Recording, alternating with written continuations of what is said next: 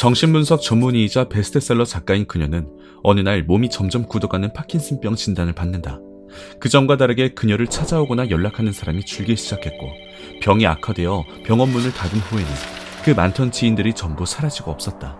그녀는 누구보다 외로워졌지만 세상은 잘 돌아가고 있었다.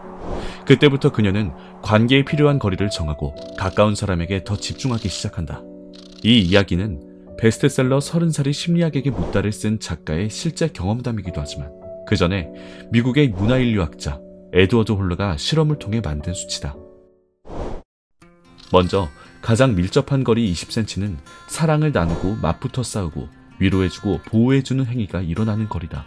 소리보다 촉감이나 후각 등의 감각이 주요 소통수단이 되는 가족이나 연인이 여기에 해당한다. 이 거리에 있는 사람들에게는 누구보다 솔직해야 한다. 상처 주는 게 싫다고 숨길수록 갈등은 해결되지 않는다. 화목한 가정은 안 싸우는 집이 아니라 갈등을 잘 해결하는 집이다.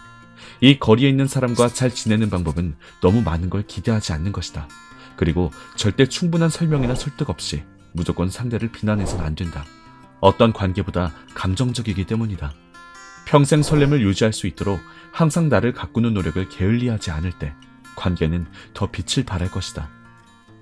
개인적 거리인 46cm는 접촉을 꺼리는 사람들이 일정하게 유지하는 거리다. 손을 뻗었을 때 상대방의 손발을 잡을 수 있는 거리로 주로 친구 사이다.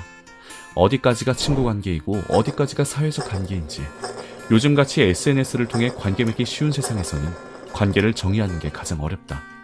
한 실험에 의하면 우리가 관계를 맺을 수 있는 최대 인원은 150명 안팎이라고 하지만 휴대폰 메신저에는 수백 명의 연락처가 저장되어 있고 페이스북의 최대 친구 수는 5,000명, 인스타그램의 팔로워가 1만 명이 넘는 사람도 수두룩하다.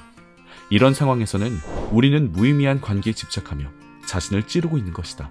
새해나 명절이 다가오면 어디까지 연락을 해야 하는지 고민하고, 결혼식 같은 중요 행사가 다가오면 며칠을 고민하다 결국 주변인에게 조언을 구하면서 150명이 넘는 친구 목록에 스트레스 받고 있다면 내려놓는 게 필요하다. 그 숫자는 처음부터 당신이 감당할 수 없는 숫자다. 마지막은 사회적 거리다. 1.2m. 어떤 특별한 노력이 없는 한 상대방과 닿지도 않고 그럴 기대조차 하지 않는 관계. 여기서는 비개인적 업무가 행해지며 사무적이고 공식적이다. 사적인 질문이나 스킨십이 허용되지 않기 때문에 대화에서도 격식을 갖추게 된다. 이 거리의 관계에서 딜레마는 잘 지내고 싶어 최선을 다할수록 어긋난다는 것이다. 내가 어떻게 해도 나를 미워하는 사람은 있다.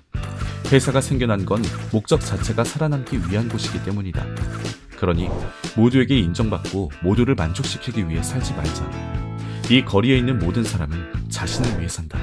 그러니 쿨하게 나를 위해 에너지를 쓰면 된다. 당신과 나 사이 서로 상처받지 않기 위해서는 거리가 필요하다.